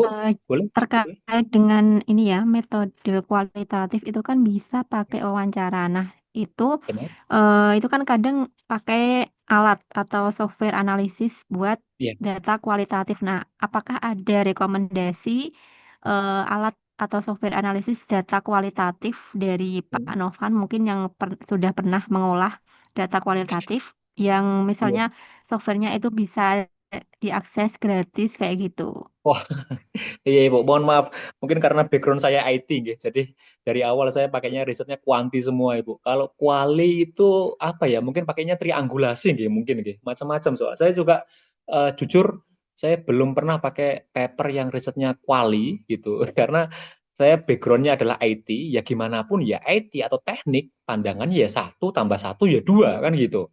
Jadi makanya biasanya kami gunakan teknik analisis yang memang pasti, SPSS contohnya, atau NVivo dan seterusnya. Tapi kalau kuali atau kualitatif, nah itu yang nggak beda. Sosial itu kadang 1 tambah 1 ya bisa jadi 5 dan seterusnya itu. Jadi mohon maaf Ibu, mungkin sepengalaman saya itu saya belum punya apa nggih referensi atau rekomendasi untuk alat atau teknik analisis di bidang atau metode yang kualitatif gitu Ibu. Tapi bisa nanti bisa share apa? Karena biasanya sangat jarang Ibu ditanyakan kenapa kok pakai teknik analisis ini gitu enggak gitu. Yang penting itu datanya tidak disajikan mentah gitu. Hanya berupa dialog, hanya berupa mungkin wawancara dia dialog saja itu bisa kok gitu. Contoh kemarin saya mendampingi itu paper tentang anak ABK, anak kebutuhan khusus gitu nggih. Beliau menawarkan model pembelajaran atau pendidikan gitu untuk orang-orang ABK. Yaudah, isinya dia wawancara cuma berupa dialog itu boleh kok. Gitu. Mungkin nanti bisa tambahkan triangulasi, dia menggabungkan antara observasi, dokumentasi dan wawancara itu sendiri. Gitu, Ibu. Begitu, Ibu? Oke ya.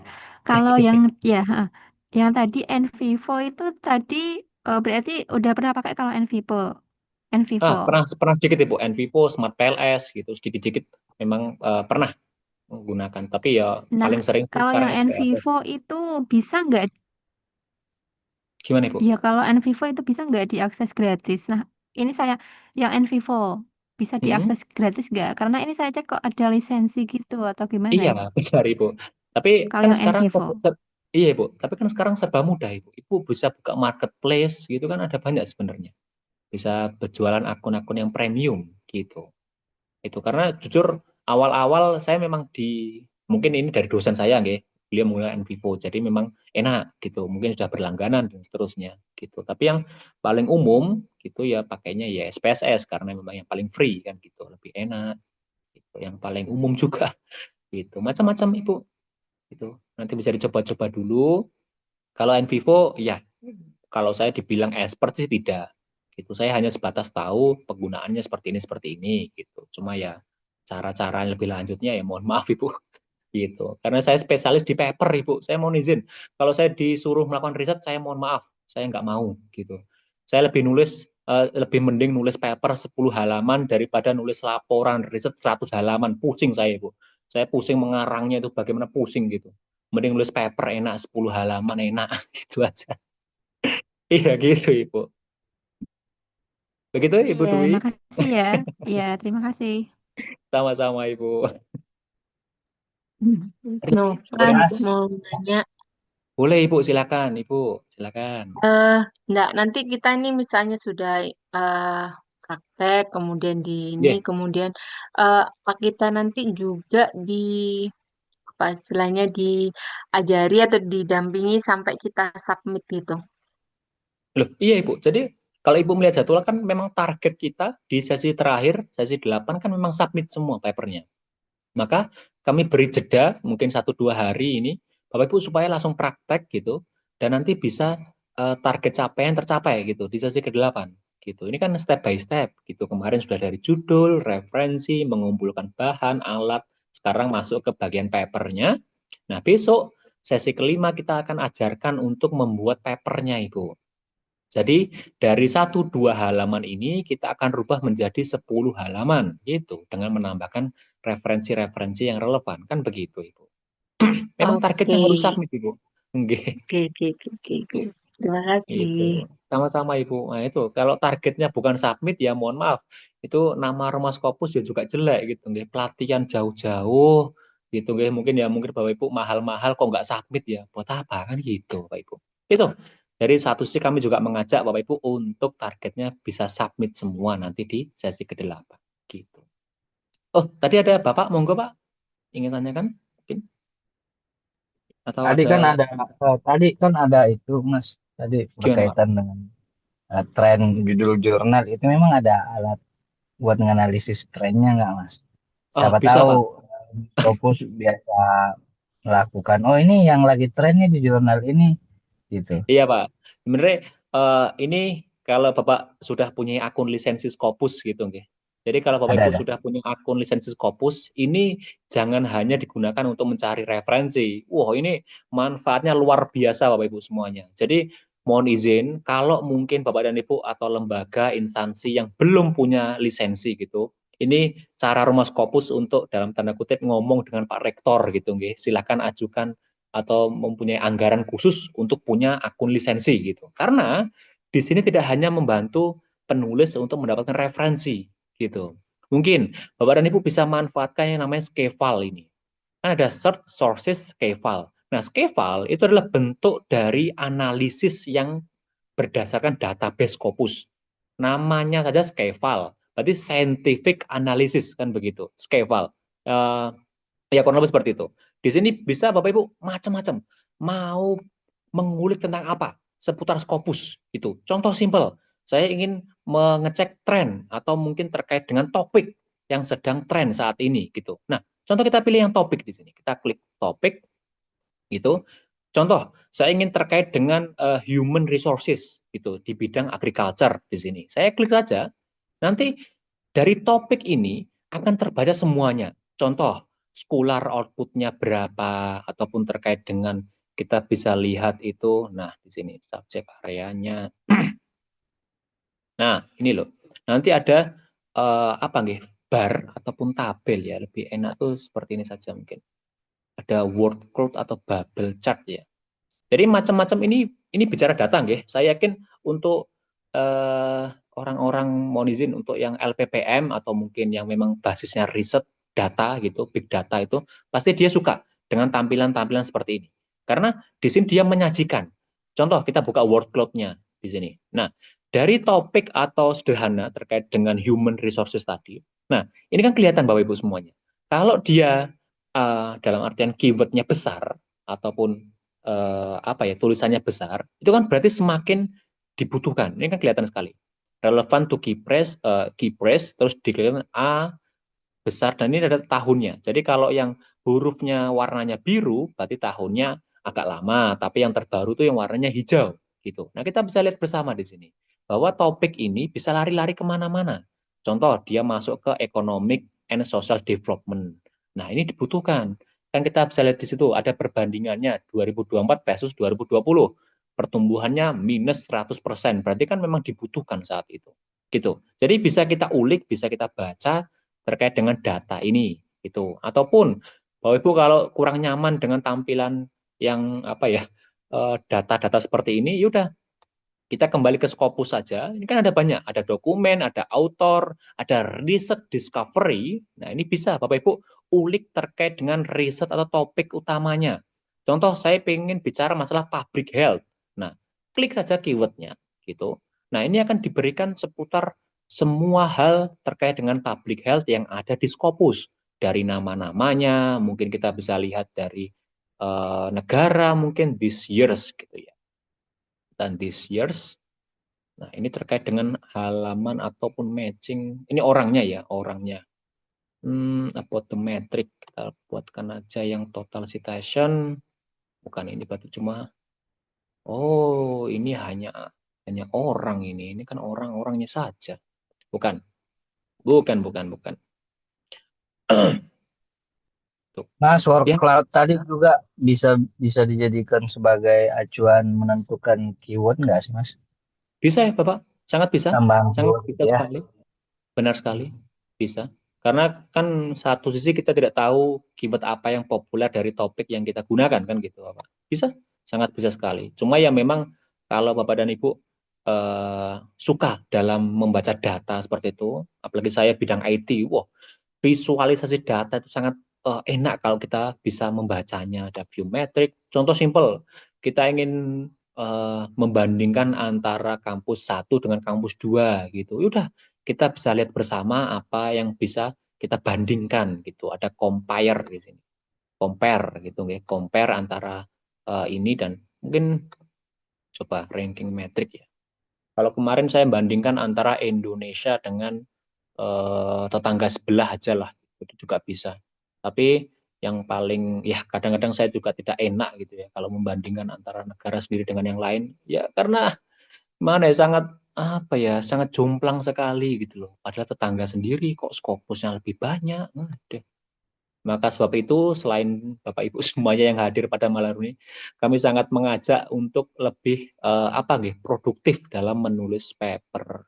Ini grup institusi mana? Oh ini dia country and nah kita klik Indonesia. Nah contoh ini Indonesia gitu ya. Ini alhamdulillah sekarang sudah mulai sadar atau dalam artian mulai aware gitu dalam konteks Scopus, karena kita lihat bersama untuk kenaikannya ini sangat naik gitu dalam artian ya ada kenaikan gitu untuk tahun 2024 kemarin. Tapi kalau kita bandingkan, coba kita compare.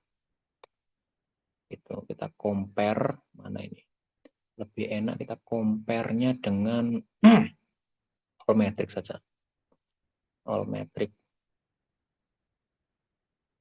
Oh ini coba saya ganti entitasnya, ganti ke negara. Nah ini Indonesia dan Malaysia. Nah, saya compare saja. Nah ini kan kelihatan sekali. Jadi kalau yang warna biru itu adalah yang Malaysia, dan yang warna kuning ini adalah Indonesia gitu. Nah kan kelihatan sekali nih. Kemarin pas saya cek itu masih bersaing gitu. Ternyata sekarang udah sangat naik ya untuk trennya, untuk trend publikasi tahunnya gitu. Apalagi di sini kita bisa lihat seluruh subjek areanya, berarti sangat aware sekarang. Kelihatan sekali di sini gitu. Ini jumlah-jumlahnya. Nah, ini dia. Nah, ini overall. Indonesia masih dalam tanda kutip masih kurang. Sebenarnya memang jumlah publikasinya meningkat, cuma masih belum bisa menyalip Malaysia gitu. Itu bisa dibaca-baca lagi, ataupun Bapak Ibu bisa buka yang namanya Simago GR.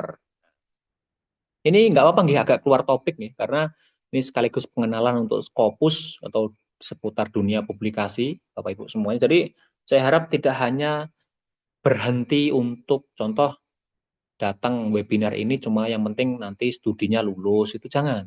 Kalau bisa Bapak Ibu nanti tetap produktif, untuk menulis paper itu, karena kalau sudah terjun di Scopus, wah itu kalau bisa ya sampai kapanpun bisa Bapak Ibu semuanya nanti lanjutkan saja. Ini contoh, nah ini kan Malaysia peringkat 25, Indonesia peringkatnya 37. Kita masih kalah dengan Singapura. Sama Afrika Selatan aja kalah gitu loh, ya Allah. Gitu. Jadi untuk masalah peringkat atau rank, nah, kita masih perlu ada semangat untuk menyalip-nyalip negara-negara ini loh. Kan katanya negara maju sekarang Indonesia. Masa kalah sama negara-negara yang mohon maaf, mungkin bisa dipandang sebelah mata gitu. Nah, gitu Bapak Ibu semuanya. Jadi semua hal bisa dibahas sebenarnya dalam Scopus gitu. Mau nyari tentang tren, topik, macam-macam itu bisa gitu. Jadi monggo kalau mungkin Bapak Ibu yang pejabat ataupun ingin ada bahan untuk ngomong dengan Pak Rektor gitu, kenapa harus dianggarkan sekian miliar untuk beli akun lisensi, ya ini untuk meningkatkan produktivitas dosen mahasiswa membuat sebuah paper. Wah, akan lebih keren gitu. Itu Bapak Ibu semua. Gitu. Ada lagi yang ingin tanyakan? Silakan.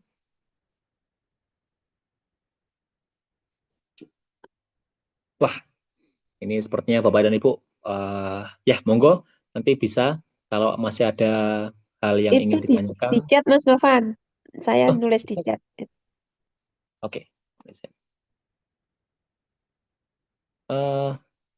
Ibu Agustina, Iya, oke. itu Di sini saya. terkait, oke, ini terkait dengan metode yang terkait dengan algoritma yang harus selalu yang terbaru atau tidak. Memang yang paling kami sarankan ya riset itu memang dibutuhkan dalam artian yang sedang terbaru kan begitu. Contoh kalau kasusnya kemarin di Sumatera itu masalah deforestasi kan begitu, itu boleh nanti jadikan riset. Itu memang bisa menjadi salah satu nilai tambah gitu. Kenapa paper kita ini memang layak untuk dipublikasikan gitu. Tapi tidak menutup kemungkinan kalau memang metode yang kita gunakan itu mungkin sudah lama, sudah lampau gitu, nggak masalah gitu. Jadi dalam artian tidak perlu Bapak dan Ibu harus melakukan riset baru nulis paper gitu, nggak usah. Riset lama, mungkin skripsi lama itu boleh dijadikan paper, tapi kesulitannya memang biasanya itu di pemilihan jurnal tujuannya nanti. Karena memang kalau kita ambil sudut pandang dari jurnalnya, pasti mereka minta yang risetnya terbaru, novelty-nya yang tinggi, kan gitu. Memang sangat wajar sekali, karena mereka mencari potensi apakah paper ini nanti disitasi apa enggak, kan begitu. Orang lain memang mensitasi kan cari yang terbaru, gitu. Jadi kalau bisa memang kami sarankan metode apa yang terbaru atau apa yang sedang tren gitu bisa Bapak dan Ibu tulis jadikan paper gitu. Tapi bisa juga kok paper-paper lama, apalagi ini contoh papernya Pak Jo gitu. Paper Pak Jo ini kan kalau kita bilang ini tidak mengenal waktu, zaman, tren gitu enggak gitu. Beliau hanya ingin memperjelas gitu, menggarisbawahi betapa pentingnya gitu video based learning ini untuk meningkatkan pemahaman kan gitu. Jadi ya ini kebetulan Pak Acu juga dapat jurnal yang bagus gitu dalam artian memang mau menerima yaitu. Jadi faktor keberuntungan itu ya memang dibutuhkan untuk dunia publikasi gitu. Begitu Ibu Agustina? Iya. Semoga Terima terjawab. kasih karena kadang itu kan kalau kalau di kami itu ada beberapa algoritma yang algoritmanya itu mungkin tidak terlalu lama tapi penggunaannya di apa di objeknya digunakan untuk ya untuk implementasi algoritma itu baru gitu. Itu Itu maksud malah saya bisa, tapi itu malah bisa seperti Ibu. oke. Gitu. Nah, karena Jadi kalau melihat trennya kan cepat kalau seperti meta heuristik algorithm itu kan cepat sekali iya, gitu. benar sekali Ibu. Iya, jadi kadang itu kami kayak apa terkaget-kaget ini belum paham yang satunya udah muncul lagi gitu. Nggak muncul lagi. Jadi kan Iya. ya gitu begitu dan seterusnya gitu. Benar Oke. sekali Bu, apalagi di Berarti bidang IT gitu ya. ya jadi kayaknya aduh ini gimana ya burunya gitu. Iya Ibu. Meskipun Jadi mungkin saya memang ada beberapa lah gitu yang memang sudah diterima di Scopus, tapi ya itu tadi katanya Mas Novan kan pingin saya tuh cuma pingin penasaran nih jadi mainnya Scopus tuh kayak apa gitu. Jadi mungkin kayaknya saya terjawab itu ya. Mungkin jalur langitnya lebih banyak nih kayaknya. iya benar sekali Ibu, benar sekali. Karena menemukan jurnal yang tepat itu juga juga perlu effort gitu menurut saya. Benar, Nah, benar sekali Ibu. ada satu lagi mungkin pertanyaan saya begini. Ada Gimana Ibu?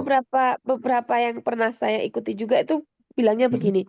kita kalau pingin menuju sebuah misalkan kita pingin Scopus Q2 gitu atau Ya, Q3 gitu. Jangan langsung nembak Scopus itu gitu. Maksudnya jangan langsung nembak yang di kuartil itu, tapi tembak di atasnya. Nanti kamu dapat masukan baru nanti bisa dimasukin di bawahnya. Apa benar begitu ya, Mas Novan? benar. Ini saya tidak bisa menjawab benar apa tidaknya ya Bu ya. Tapi memang salah satu Pengalaman trainer gimana? kami, gitu nggih. Ini salah satu trainer kami nggih Bapak Ibu semuanya. Jadi Iya. dengan pola rumah Scopus yang dia sudah pahami luar dan dalam begitu, dia sekarang mainnya itu hanya Q1 gitu. Dia hanya main Q1. Beliau submit paper ke jurnal-jurnal Q1, dia tidak punya keinginan atau dalam artian tidak berharap papernya itu diterima, itu bukan gitu. Karena satu sisi metode yang Kemas Scopus tawarkan juga kami tidak bisa menjamin bahwa ini 100% bisa diterima, kan tidak. Karena saya ulangi lagi, semua jurnal pasti punya gaya selingkuh masing-masing, kan begitu. Tetapi dengan kita menarget yang Q1, apalagi slogan Rumah Scopus kan publish Q1 kan gitu. Maka Salam Q1. ya, harapan memang ada, harapan memang ingin kita bisa publish di Q1. Tetapi, kalaupun tidak, nah, yang mahal itu adalah bentuk dari penolakannya, Bapak Ibu. Jadi contoh paper kita ditolak. Tapi biasanya kalau jurnal-jurnal bereputasi pasti ditolak dengan alasan. Nah, ini loh, alasan ini yang mahal. Contoh, alasannya karena metode Anda kurang mendalam. Discussion-nya ini kurang dalam untuk tulisannya. Maka mohon maaf karena mungkin paper Anda kami tolak seperti ini dengan alasan ini. Nah, itu alasan yang mahal Bapak Ibu semuanya. Gitu. Itu adalah yang mahal di situ. Oleh sebab itu kita bisa menilai kualitas dari paper kita. Oh, ya udah. Itu bisa kita lihat. Contoh kalau kita Q1 nggak bisa, Q1 nggak bisa, baru turun ke Q2. Gitu itu bisa juga. Tapi ada juga faktor keberuntungan di mana kami mendampingi peserta itu, dia ingin publish-nya itu hanya Q3 gitu. Udah, dia hanya punya riset dan ingin publish-nya nggak muluk-muluk Q3 gitu. Tapi semuanya ditolak. Dia submit di jurnal ini ditolak, Q3 ini ditolak gitu. Coba kami sarankan, Pak Jo menyarankan, coba naikkan ke Q2, malah langsung revisi. Wah, gimana itu? Jadi kadang itu Q atau kuartil itu tidak bisa menjadi patokan, Bapak Ibu, karena sangat dinamis. Kan mungkin sekarang dia Q1, tiba-tiba besok dia turun, atau bahkan yang awalnya Q4 tiba-tiba naik Q2 bisa. Karena itu sangat dinamis, tidak bisa menjadi sebuah kepastian bertahan sampai akhir hayat tuh tidak bisa dijamin, kan gitu Ibu. Jadi itu bisa juga cara seperti itu karena memang trainer kami membuktikan dia memang membuat paper terus submit ke Q1. Nah, itu ada revisi, ada penolakannya gimana. Nah, dia perbaiki papernya sampai dalam artian bentuknya layak gitu nggih. Jadi saya mohon izin kalaupun ingin submit paper jangan menunggu sempurna dulu papernya. Ya udah. Kalau Bapak Ibu menunggu papernya sempurna dulu baru submit ke Scopus, ya udah berarti papernya nggak jadi-jadi kan gitu. Padahal submit itu adalah pintu awal paper kita nanti bisa masuk ke Scopus kan gitu Bapak Ibu. Gitu. Terima kasih Mas Novan untuk Sama-sama Ibu. overview-nya. Jadi kayaknya nembaknya Q1 aja biar dapat, kalau Benar. reject jadi tahu ditolaknya kenapa gitu ya. Iya Karena Ibu. kadang kan kita khawatir, apalagi syarat-syaratnya sekarang kayaknya makin naik gitu. Benar sekali Syarat Ibu. kenaikan jabatan nggak jelas. Wah, benar sekali. Saya baru dapat kabar kemarin kan guru besar yang dulu awalnya ya Iya, cuma segini tuh inti ya. naikkan gitu. Ya Bagus, mungkin iya. karena lihat webinar Mas Scopus terus ya kayaknya. Kena dokternya Pak Jo sepertinya. Jadi kementerian tuh lihat itu ya Allah ya udahlah nggak apa-apa. Iya. Ya, terima kasih Matur nuwun sangat Sama-sama Mas Bapak Novan. Ibu. Ada lagi kabaran Ibu yang ingin didiskusikan mungkin? Itu kita kembali ke topik ya. Siap Mas Nggih, Novan, bagaimana boleh? Pak Budi? Mas Boleh, Novan, Bapak? no? Iya, Bapak. Maaf, boleh tolong diulangi lagi tadi bagaimana pakai Skyfile di Scopus. Terus pertanyaan kedua, apakah Skyfile ini sama dengan Bibliometrics? Halo, Pak Budi. Bapak mohon maaf untuk suaranya Ya, putus-putus. silakan Mas. Yang Skyfile itu? Oh, Skyfile. Ya, ini mungkin lebih mudahnya Bapak dan Ibu, saya sangat sarankan mungkin bisa melihat video kami di YouTube saja, gitu, karena itu lebih lengkap. Tapi ini sedikit aja Bapak Ibu semuanya. Untuk SCEVAL itu kan singkatan dari Scientific Evaluation, kan gitu. Berarti isinya hanya analisis, kan gitu. Analisis berdasarkan database yang ada di Scopus, gitu. Nah, untuk SCEVAL, Bapak Ibu bisa langsung klik saja. Di situ akan menyajikan berupa entity, gitu, atau entitas, gitu ya. Di situ bisa Bapak Ibu ulik apa saja. Contoh ingin mengulik terkait dengan institusi, boleh. Silakan pilih yang institusi gitu, ataupun terkait dengan grup organization gitu, silakan gitu, itu boleh juga. Ataupun researcher terkait dengan orangnya gitu, kita ingin mengulik orang ini dokumennya berapa, terus histori perjalanan dari paper ini berapa, kan gitu, itu boleh, silakan, macam-macam. Termasuk kalau Bapak Ibu ingin melihat terkait dengan topik, cluster, ataupun terkait dengan riset areanya gitu, itu boleh. Jadi contoh riset area di sini kita pilih yang marketing gitu. Silakan diklik saja. Nanti bisa tambahkan ya. Nah, ini kita bisa lihat tren ataupun terkait dengan overall summary-nya, pembahasan di sini scholarly output itu kan berarti jumlah dokumen gitu. Yang bicara masalah marketing sejumlah 62.000. Ini data yang diambil tahun berapa ini? Ini tahun mana ini? Tahun 2000 nggak kelihatan ya. Tahunnya, karena ini biasanya akan diseleksi tidak semuanya. Oh, ini dia, mohon maaf, ketutupan hitam-hitam. Ini dia, di atas ini, dia akan diambil dari contoh ini tahun 2020 sampai 2024. Itu bisa kita lihat, ataupun Bapak Ibu ingin ngecek dari tahun berapa ke berapa, bisa dicek juga. Jadi tidak semua data ditampilkan, pusing juga nantinya, kan gitu. Nah, ini kita bisa cek, contoh dari workload-nya gitu, dari kata kunci yang sering digunakan dalam publikasi yang bicara masalah marketing, sosial media, ataupun consumer behavior gitu. Nah, ini kita bisa lihat bersama. Ini kan dari angka atau warna gitu. Kalau yang hurufnya kecil itu berarti sedikit dibahas, kalau yang besar berarti banyak ataupun sangat lebih mendekati ke relevannya gitu. Angka atau warna. Kalau warnanya biru itu berarti mulai tahun-tahun yang agak lama gitu. Yang ungu itu tengah-tengahnya, yang hijau itu yang terbaru. Yang mungkin kasusnya tahun 2024 sekarang gitu. Nah, ini kita bisa lihat bersama. Kalau yang warnanya biru berarti kan ini topiknya sudah ada lama kan gitu. Tapi kalau yang hijau-hijau ini berarti sampai sekarang masih sering dibahas gitu. Macam-macam, Pak. Jadi kita bisa membaca dalam tanda kutip itu, membaca semua data berupa visualisasi di sini. Ini ada set score, reporting, ataupun terkait dengan publikasinya yang paling tinggi sekian berapa, jurnal kuartilnya. Kita bisa lihat dominasi Q atau kuartil tentang keyword marketing, kan begitu. Nah, kita lihat di sini. Ini kita bisa lihat kalau yang bidang marketing itu didominasi oleh yang Q1. Wow. Contoh Q1 publikasinya 35.000, yang Q2 22.000 kan gitu. Berarti dominasinya orang-orang lebih tertarik langsung tembak Q1 saja. Ini kan kelihatan kenaikannya. Ini naik, ini juga naik gitu. Jadi ini hanya bicara masalah analisis Bapak Ibu semuanya. Jadi kalau ini isinya data semua ya memang sangat wajar gitu, karena memang ini bicara masalah data. Termasuk kalau kemarin itu apa nggih istilahnya kalau di perkuliahan itu apa nggih? SDGs ya, SDGs atau apa gitu nggih, saya lupa namanya istilahnya itu. Ada istilah SDGs dan itu biasanya yang nanti akan meningkatkan ranking atau peringkat dari kampus SDGs. Mana ya, saya lupa tempatnya ya. Jadi SDGs itu berupa topik-topik atau klaster yang dia mempengaruhi hampir seluruh dunia gitu. SDGs dari bidang pertanian, pendidikan, macam-macam gitu. Saya lupa ya, mana ya, masuknya kemana ya, saya lupa nggih, mohon maaf nggih Bapak Ibu semua. Tapi itu nanti bisa coba diulik-ulik Bapak Ibu semuanya kalau punya akun yang lisensi, ya itu aja.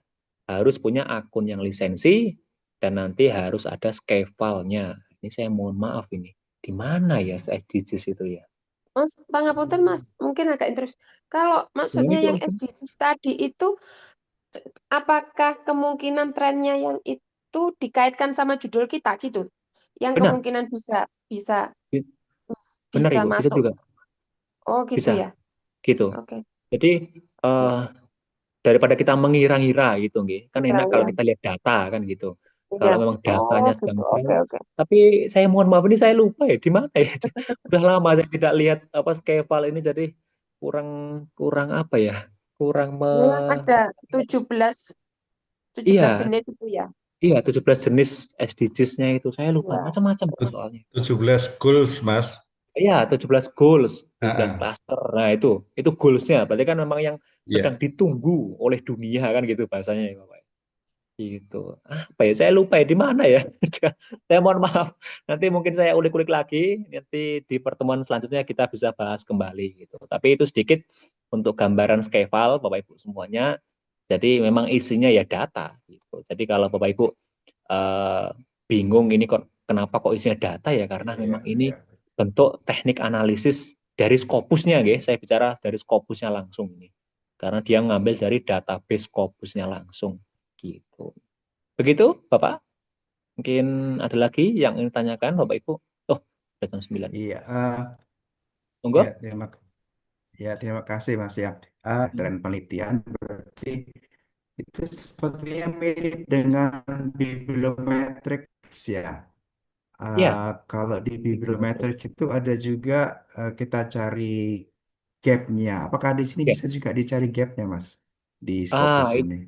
iya Bapak. Jadi saya harus ingatkan dulu kalau bibliometrik kan dia punya alat tersendiri gitu ya Pak ya. Alat sendiri untuk membaca data kan begitu. Tapi kalau di sini ini saya juga belum tahu nggih, karena kemarin ada peserta yang memang dia menanyakan, Mas, kalau analisis kita pakai Skeval itu boleh nggak? Nah, itu saya malah tidak bisa menjawab karena saya belum menemukan paper menggunakan teknik analisis Skeval kan gitu. Tapi kalau pakai Force Viewer ataupun pakai Prisma itu kan sudah sering gitu, guys. Sudah sering atau menjadi hal yang umum digunakan untuk bibliometrik ataupun SLR. Tapi kalau pakai Skeval ini saya mohon maaf ya, saya belum menemukan paper gitu, belum menemukan paper bibliometrik analisisnya pakai Skeval. Wah, itu belum ketemu Bapak. Jadi saya mohon izin, saya nggak tahu untuk di Skeval ini apakah Ya. bisa digunakan Oke, untuk siap. teknik analisis itu atau enggak. Karena satu Mas. sih saya nggak Siap. tahu itu di Scopus bisa digunakan apa enggak gitu, Pak. Gitu, Bapak Ibu semuanya. Iya. Ada lagi Siap. yang ingin Makasih, ditanyakan? Mas Novan izin, Mas. Boleh, Bapak. Pak Surito, Nih, silakan, Pak. tadi kalau Mas Novan kan menyampaikan terkait papernya Pak Jo tadi ya Mas ya, yang sudah Oh iya, terbit nggih. Q2. Nggih. Izin Mas kalau boleh sedikit saya menyimpulkan begitu ya Mas ya. Iya. Pertama tadi kan jumlah halamannya tidak terlalu banyak, Benar. justru malah didominasi tabel dan juga daftar pustaka gitu ya Mas ya. Iya, Pak. Artinya pertama Mas, kalau saya memang itu menjadi motivasi banget itu ya, ternyata nggak serumit meskipun saya masih menganggapnya rumit gitu, tapi betul-betul itu menjadi motivasi untuk saya pribadi gitu ya. Yang notabene hanya respondennya cuma 6 dan tipis gitu kok bisa gitu ya. Gitu. Terus mungkin bisa diterimanya itu mungkin karena banyaknya citasi yang menggunakan Q1 itu sehingga memperkuat gitu ya Mas ya. Istilahnya Banyak, tadi Pak. Mas Sofan menyampaikan jualannya itu bisa Iya. menjanjikan begitu ya. Itu Mas, mohon izin pencerahannya Mas. Iya, Bapak. Jadi ini saya harus jujur dulu juga nih Bapak Ibu semuanya. Sebenarnya paper beliau ini ya, beliau juga sadar gitu. Ini risetnya sederhana. Jadi dulu jurnal ini masih jurnal Q4 Bapak Ibu semuanya gitu. Tapi tahun 2025 kemarin dia naik jadi jurnal Q2 gitu. Dulu memang awalnya dia Q4 Bapak Ibu gitu. Tapi semakin tahun-tahun dia naik, tiba-tiba naik jadi Q2 gitu. Jadi kita tidak lihat dari hasilnya sekarang gitu, prosesnya itu. Saya ulangi lagi, masalah Q atau kuartil di Scopus itu memang sangat dinamis, bisa naik, bisa turun kan begitu. Tapi Pak Jo bisa meyakini bahwa nulis paper itu ya beliau sadar gitu, risetnya sederhana atau bahkan nggak berbayar gitu, apalagi ini dari mahasiswanya sendiri kan gitu. Jadi memang dalam tanda kutip dibilang layak sebenarnya tidak kan gitu. Maka dia coba peruntungan Scopus Q4 dan keterima cukup 5 halaman, tapi dia menggunakan pola rumah Scopus itu bahwa yang pertama referensi harus yang terbaru kan begitu. Referensi terbaru, terus first impression, judul, hal pertama yang dilihat oleh orang lain dari paper itu sendiri. Kita bisa menilai paper ini bagus atau enggak itu kan dari judulnya dulu kan begitu. Jadi dengan kita membuat judul yang eye-catching, itu first impression orang itu, ini paper bagus. Dari apanya? Dari judulnya kan gitu. Jadi sebelum orang baca lebih dalam gitu terkait dengan metodenya atau respondennya cuma 6, dia lihat dari judulnya dulu. Satu sisi juga ini Pak Ju juga menganggap bahwa papernya jangan hanya bermanfaat untuk orang-orang akademisi. Untuk orang-orang yang praktisi sekalipun, orang-orang yang mohon maaf tidak sekolah sekalipun, dia bisa merasakan manfaat dari paper itu sendiri gitu. Jadi judulnya itu sangat eye-catching, menarik gitu. Semua kalangan bisa menerima. Oh, ini loh caranya gitu loh. Jadi tanpa harus dalam tanda kutip membaca paper Pak Jo, itu mereka bisa tahu paper ini bagus dari judulnya, referensi-referensinya itu adalah dominasi referensi terbaik Scopus gitu, Q1, Q1 dan seterusnya. Itu juga Bapak. Itu satu sisi juga beliau pilih yang berbayar gitu. Kenapa beliau pilih yang berbayar atau open access? Supaya potensi paper ini untuk disitasi, paper ini bisa dilihat oleh orang itu lebih besar gitu. Memang kami tidak menyalahkan Bapak Ibu sukanya yang mungkin cari yang gratis gitu, nggak masalah. Cuma apakah siap untuk rebutan kursi, ya itu aja.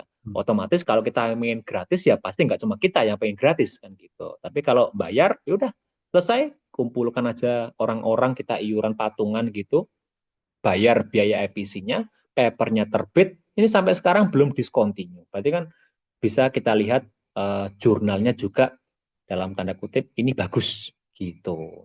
Gitu Bapak untuk matur nuwun paper. Mas Sofan. Ya, ini sebenarnya kalau bagusnya ya Pak Jo sendiri yang menerangkan gitu. Tapi saya mohon izin saya sebagai perwakilan gitu. Karena kalau saya menunggu Pak Jo harus ngomong ini ya Bapak Ibu semangatnya telat gitulah. Gitu. Sekarang harus kita jaga semangatnya gitu. Begitu Bapak Ibu semuanya. Semoga ini menjadi sedikit motivasi tambahan supaya Bapak Ibu tetap semangat dalam menulis paper. Itu jangan lupa untuk topik kita malam hari ini adalah kerangka paper. Monggo kalau berkenan bisa dikerjakan kerangka papernya, nanti kami bantu untuk koreksi. Kalau bisa japri deh, nanti bisa japri ke saya ataupun Mbak Hanifah supaya bisa kita bantu untuk mungkin menambahkan sedikit bumbu-bumbunya, gitulah kira-kira. Bukannya berarti kami melarang di grup itu, cuma kami tidak ingin terjadi sesuatu yang tidak diinginkan saja gitu. Karena kan kalau kerangka paper ini, contoh ada orang seperti saya di grup gitu, saya hanya butuh kerangka paper Bapak dan Ibu, bisa jadi paper gitu. Nanti malah diakuisisi kan repot juga gitu. Begitu Bapak Ibu, karena sudah jam 9, ya boleh kita tetap semangat, tapi jangan lupa untuk jaga kesehatan gitu. Ini sedang hujan ya di rumah Scopus, basecamp rumah Scopus sedang hujan syahdu sekali, dingin. Jadi mohon maaf Bapak Ibu semuanya, kita bisa akhiri dulu untuk pertemuan kita kali ini.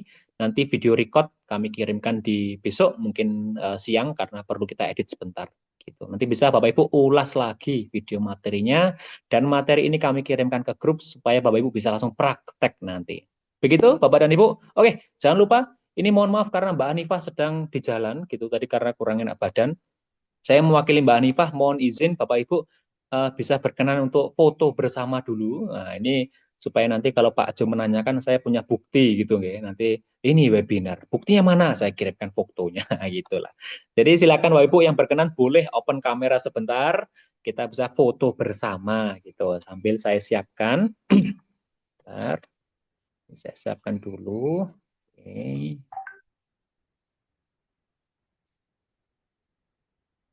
Oke. Oke. Ada lagi Bapak dan Ibu yang ingin open kamera? Boleh, kalau memang sedang di jalan nggak masalah gitu, nggak apa-apa. Ini sebagai bentuk dokumentasi saja. Oke, saya mulai Bapak dan Ibu. Siapkan senyum terbaiknya. Iya, senyum terbaiknya. Kita mulai foto bersama dulu. Nah, boleh kita yang formal dulu gitu. Kita formal. Saya mulai hitung. Siapkan senyum terbaik. Saya mulai hitung 1, 2, 3. Oke, satu lagi, bebas. Mau Bapak Ibu gayanya seperti apa, bebas gitu. Saya mulai hitung lagi. Mungkin gaya alarmoskopus juga boleh. Tangannya seperti ini, itu boleh. Silakan Bapak dan Ibu. Oke, udah. Kalau sudah, kita mulai. Saya hitung 1, 2, 3. Oke, terima kasih Bapak Ibu semuanya. Kita ketemu lagi di sesi berikutnya. Tetap semangat, jaga kesehatan. Saya tunggu kerangka papernya di WA Group nanti Bapak Ibu semuanya. Terima kasih Bapak Ibu. Saya akhiri, kurang lebih saya mohon maaf. Wassalamualaikum warahmatullahi wabarakatuh. Selamat malam Bapak dan Ibu. Waalaikumsalam warahmatullahi Terima kasih Mas wabarakatuh. Terima Novan. kasih Mas Sama-sama Bapak Ibu. Novan. Terima kasih. Sama-sama. Silakan. Saya sambil ngirimkan ke grup ya. Saya mohon izin live dan